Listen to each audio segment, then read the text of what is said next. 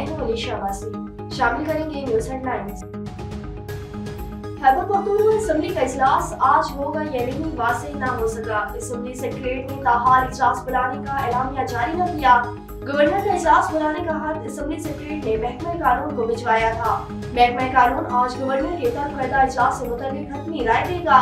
Khyber Pakhtunkhwa assembly इजलास बुलाने के लिए तैयार नहीं। इजलास हुआ तो हुकूमती अरकान का शिरकत न करने का इनकार। पंजाब असेंबली का बजट इजलास कुछ देर बाद शुरू होगा। इजलास में पीर को पेश किए गए बजट पर बहस होगी। हुकूमत और अपोजिशन ने बजट इजलास पर अपनी अपनी हिकमत अमली तैयार कर ली। पंजाब का एक साला बजट ऐवान से पास कराया जाएगा। हुकूमती और अपोजिशन अरकान ऐवान में पेश होंगे।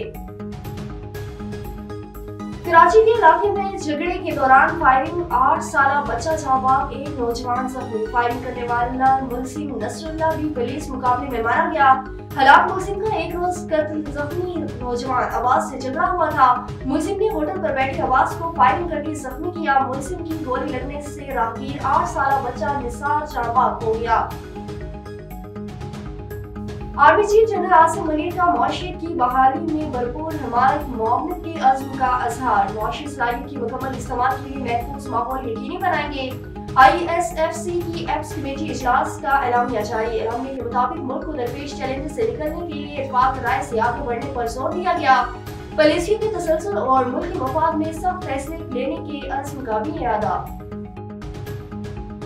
IMF की एक और शर्त पूरी। IFBR की टैक्स अदायगी और फाइलिंग के लिए नए सिस्टम की तफसीलात जारी। सिस्टम के तहत ताजरों को वर्ल्ड होल्डिंग टैक्स की अदायगी के लिए मुनफरिद नंबर हासिल करना होगा। हर ताजिर का टैक्स पर फाइलिंग और इसी ट्रांजैक्शन सिस्टम के तहत तश्कील पाने होंगे। टैक्स रिकॉर्ड रखने और पड़ताल के लिए एक ही टेक्नोलॉजी सिस्टम अपनाया जाएगा।